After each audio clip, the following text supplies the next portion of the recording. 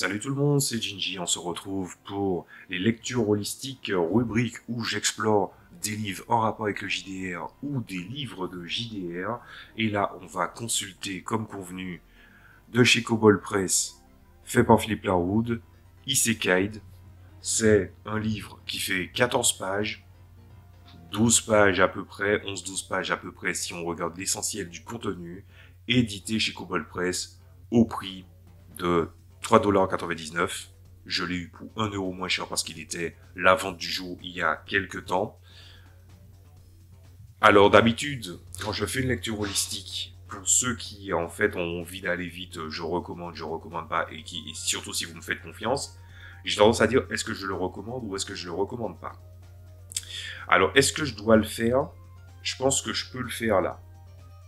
Maintenant que j'ai touché du doigt avec certaines prises ratées, qu'est-ce qui ne va pas? Alors, on va commencer pour bien vous imprégner de la conclusion que je vais vous donner et ensuite on va explorer ça ensemble. Voilà, je vais vous donner mon opinion sur la question. Est-ce que je recommande Isekai? Si vous ne connaissez pas le genre littéraire ou le genre fictif Isekai, et si vous n'êtes pas du genre à être comme moi, à analyser, suranalyser tout ce que vous consommez en tant qu'œuvre de fiction, je vous le conseille. Si je dois donner une conclusion générale, ma conclusion générale, c'est que, mis à part certains problèmes inhérents à Cobol Press qu'on va écarter de suite, c'est un truc qui se rapproche d'une explication trop scolaire de ce qu'est l'Isekai. Et mon problème, c'est que dans les avant-propos ou dans les conclusions ou dans un chapitre dédié, ça aurait mérité 1 à 6 pages de plus de la part de l'auteur pour expliquer comment l'isekai aurait pu ou pourrait être une bonne option pour faire du jeu de rôle. On te dit comment faire du jeu de rôle pour du isekai en jeu de rôle. On t'explique pas à quel point ça pourrait être bien. Je préviens déjà, ce n'est pas parce qu'ils ne l'ont pas fait que j'ai eu envie de faire cette semaine Isekai. J'avais envie de le faire. C'est un genre fictif. Si on doit déjà commencer la conclusion, une grande partie de la conclusion que j'aurais à donner sur le genre Isekai, c'est il est légitime, il a beaucoup de mauvais candidats, mais il a quand même de bons exemples.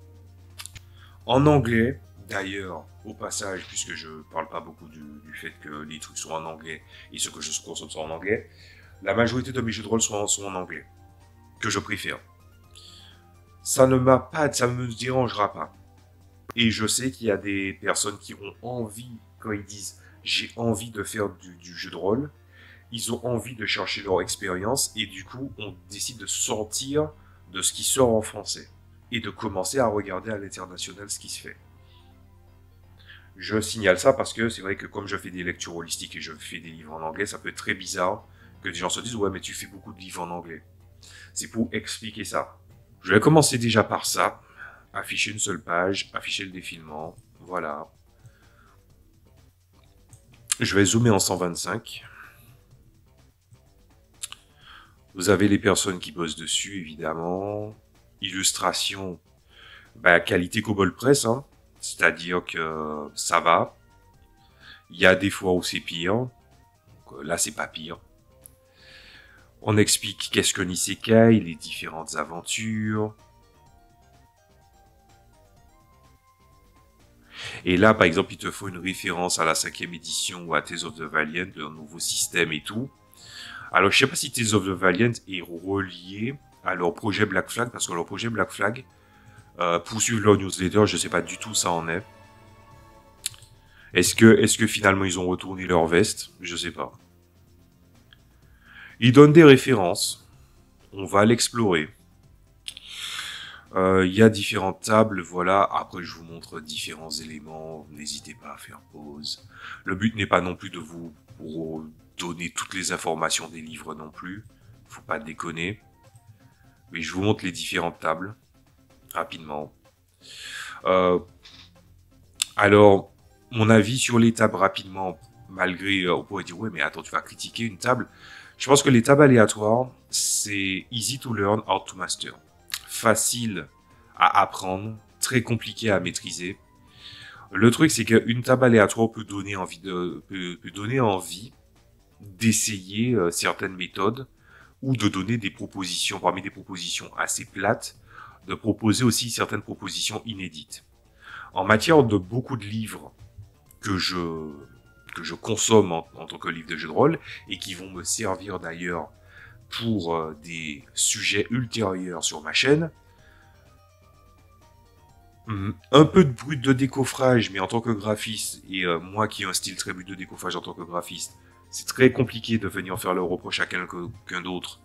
Mais en matière de mise en page, brut de décoffrage, mais par contre la proposition, elle est géniale. Il y a l'édition Enid Game sur Drive2, en anglais évidemment. Ils ont beaucoup de tables aléatoires. Je peux vous garantir qu'il y a des trucs très basiques, des trucs très convenus, et aussi certains éléments un peu plus exotiques, où tu sens que le but c'est pas de chercher. En fait, tu sens que dans le process, ils ont pas juste eu envie de chercher, et puis quand ils commençaient à manquer d'idées, ils ont commencé à mettre des gros trucs. Ils ont vraiment fait leur recherche en amont et ont essayé de proposer une large proposition. Donc, à un moment, il faudrait que En fait, c'est difficile de vous faire du lecteur holistique sur les trucs Enigma Games parce que ce sont des tables aléatoires. Et bon, si je vous distribue les tables aléatoires à voir, bon, du coup, les gens n'auront qu'à faire pause et puis faire des captures écran, quoi. Après, il y a certaines propositions de comment faire les différents personnages, leurs différentes motivations, certains éléments basiques. Je dis de comment commencer. On va s'arrêter sur certains éléments aussi. Donc, on explique les procédés. Alors, vous voyez par exemple cette illustration-là, cette espèce de 3D un peu traité de manière bizarre. J'ai l'impression d'avoir déjà vu ce genre de rendu. Ça fait très bizarre, mais c'est un truc c'est une remarque que je pourrais faire à pas mal de livres. C'est la disparité dans la cohérence graphique. Et je trouve que ça fait un peu tâche. Mais allez. Évidemment, vu que je dis que ça fait un peu tâche patati patata, le jour où je sors un livre et il y a de la disparité dans le style graphique, vous aurez le droit de me caillasser ou de me dire hey, « salaud, salsifie, comment oses-tu » Voilà, vous aurez le droit. Donc là, il y a aussi des éléments propres, on va dire, à la culture asiatique, tout ça. On te parle aussi de l'entrée de la technologie ou encore des smartphones. C'est vrai que, par exemple, à défaut d'avoir des interfaces magiques, les portables magiques aussi, ça peut être un très très bon outil. Probablement qu'il y a ça dans certains isekai, mais pas dans ceux que j'ai consommés, donc du coup, on va pas trop en parler. Donc, on t'explique les différents types de jeux, les différents éléments. On te parle du metagaming. Alors, ils font le truc qu'ils expliquent sur le metagaming est très pertinent. Où ils te parlent du savoir du joueur, du savoir du personnage, du savoir aussi de la connaissance de l'univers dans lequel ils tombent. Par exemple, il y a des mondes de isekai, c'est des mondes de jeux vidéo. Oui, mais j'ai connu le jeu vidéo, la légende de Trucmuche, et donc du coup, je connais les informations. Plein de façons de traiter ça. Voilà. Alors, une des raisons pour laquelle je voulais m'attarder dans la lecture, c'est cette partie-là. Je n'insisterai jamais assez. Vous voyez ça là? Vous voyez ça là? Vous savez, ça m'arrive de me permettre le doute. Je m'en permets un petit peu moins parce que là, je commence à réfléchir vraiment sur les sujets que je fais. J'essaie essaie de réactualiser. Je fais pas juste me remettre en question. Je fais des recherches. Je tiens à dire un truc sur cette partie-là. Vous voyez cette partie que vous voyez là, la partie Aime Otome Isekai? Vous l'oubliez. Ou plutôt, on va être un petit peu moins catégorique, on va essayer de mettre de l'eau dans notre vin. Je vous déconseille de faire des isekai avec ces éléments-là. Vous savez, les joueurs de jeux de rôle, on a vu ça avant dans les vidéos d'avant, il y a des personnes qui ont eu du mal avec l'entrée des mangas, des animés ou du light novel. Pas tellement le light novel puisque c'est plus ou moins des romans, mais les mangas et les animés. Ils ont eu du mal avec cette culture. Moi, j'ai dit pourquoi ça ne doit pas être rejeté d'emblée. Le problème, c'est que les joueurs de jeux de rôle au-delà de ça n'ont pas nécessairement envie de vouloir jouer des jeux où il y a de la place pour le drame, le romantique et la romance. Voilà. Si je vous en parle, c'est que je suis bien placé pour le savoir. Le truc, c'est que pour avoir entendu ça dans la bouche de certaines personnes, parler de thèmes matures, de thèmes sexuels, c'est pas la strate au-dessus. C'est différent. Que tout en sachant que vous appliquiez la règle tacite, et même si elle est officieuse, elle est quand même acceptée, quand tu traites des relations intimes ou sexuelles, c'est toujours implicite. Même en appliquant cette règle, avec ces éléments-là, ces sujets-là, ou même en général, les joueurs n'en veulent pas. Je réinsisterai dessus autant de fois que nécessaire, mais ce genre de consommation dans le monde des weebs ou des fans d'anime ou des mangas ou les otaku, appelez ça comme vous voulez, c'est une consommation où ils regardent 2-3 trucs un peu osés. Que ce soit honteux ou non, je dirais que ça dépendra de l'œuvre et aussi de comment c'est amené. Je préfère dire ça comme ça. Énormément de choses sont suspectes. On va pas se le cacher. Et les fantasmes, quels qu'ils soient, c'est dans sa tête avant tout. Je le disais il y a 1 an, il y a 2 ans, il y a 3 ans, pas il y a 4 ans, mais ça commençait déjà à germer dans ma tête. Franchement, les fantasmes, c'est dans vos têtes. N'essayez pas de projeter ce genre de choses-là. Vous pouvez regarder le truc. Il n'y a pas de souci. Mais franchement, préservez-le pour vous. Voilà. Alors, je dis préservez-le pour vous. Qu'est-ce que ça veut dire? Est-ce que je suis en train d'intimer les gens de faire du full solo pour intégrer ce genre de choses-là? Ouais, à la limite, hein, si vraiment vous voulez une bulle, vraiment vous voulez une bulle dans laquelle vous voulez rentrer, ben je vous dis quelque chose, vous allez sur un terrain qui est très glissant. Et vous savez à cause de quoi. Alors, c'était pas très subtil, je m'excuse. Et puis, ensuite, il commence à donner des vrais exemples. Je crois qu'il y avait des exemples en haut aussi.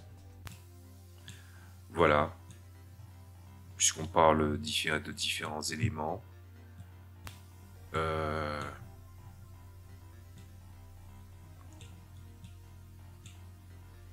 Attendez, je crois que j'ai zappé un truc, non? Ouais, non. Attendez. Oui, il parle du metagaming, il parle des différents éléments. Je crois que j'ai zappé un truc.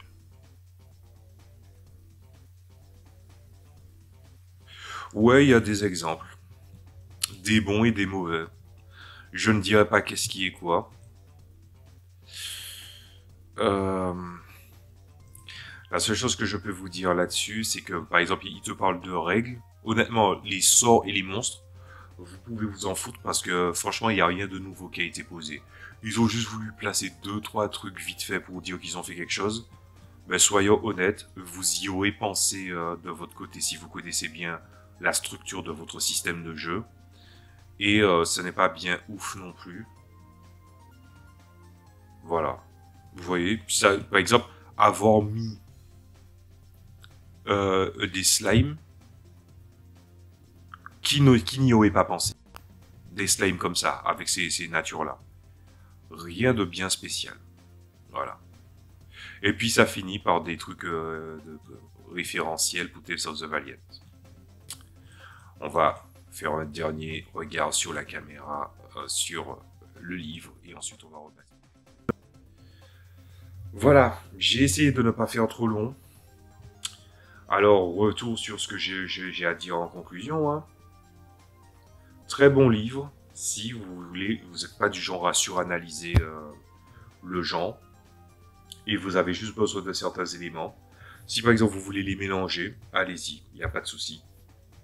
Le reproche que j'ai à faire principalement au livre, c'est que c'est un livre qui présente le sujet, à la limite du scolaire, mais qui ne donne pas des arguments pour donner envie de présenter des exemples des œuvres qu'ils ont pris comme élément de référence ne suffit pas. Il y a des bons exemples là dans la liste. Et j'ai vu des exemples qui étaient mauvais aussi. Je ne dis pas qui est quoi. Je me réserve le droit de ne pas en parler, mais quoi qu'il en soit, j'aurais voulu une partie où l'auteur se donne un peu plus de lui-même plutôt que de faire ce fascicule. Par exemple, à la place des monstres, j'aurais mis plutôt en fait des encadrés avec des explications de certains tournants scénaristiques à la place des monstres, où j'aurais donné soit en avant-propos, soit en conclusion, pourquoi j'aime le genre Isekai, qu'est-ce qu'il pourrait apporter au hobby du jeu de rôle. Là, c'est une présentation qui est assez sommaire de ce qu'est l'Isekai et comment l'appliquer en jeu de rôle. J'aurais voulu qu'ils mettent plus en avant qu'est-ce qu'on pourrait en faire. Mais n'oubliez pas, c'est mon opinion. Alors on va se retrouver la prochaine fois pour le RPG Week, un autre monde. Voilà, où il y aurait eu pas mal de choses à dire. Et après, en dernier, on va passer à de mon côté de l'écran, où je vais essayer de proposer une expérience Isekai, pas jouée, ni en solo, ni quoi que ce soit, mais parler d'un préparatif de comment j'aurais fait un Isekai. Voilà. Donc je vous dis à la prochaine fois, n'hésitez pas à me faire des retours sur la lecture holistique. C'est vrai que c'est quand même un format qui est assez basique en soi. N'hésitez pas à poser des questions sur le sujet, sur le genre. Si vous avez des avis sur des gens fictifs, sur la compatibilité, n'hésitez pas à faire votre lot de questions et de réflexions. Je répondrai aux commentaires ou dans un édito, dans une vidéo que l'on va souhaiter courte. J'essaie de faire des vidéos courtes et les vidéos courtes ne vont pas tarder à arriver, ne vous inquiétez pas. Je commence à voir que non seulement mon phrasé permet que justement tu peux passer en 1,75 de vitesse, donc n'hésitez pas à le faire, et que du coup je préfère poser et bien traiter un sujet plutôt que le bâcler et faire des cuts. Mais d'ailleurs j'ai déjà fait des cuts sur certains sujets. Bref, je vous dis à la prochaine fois. Salut à tous.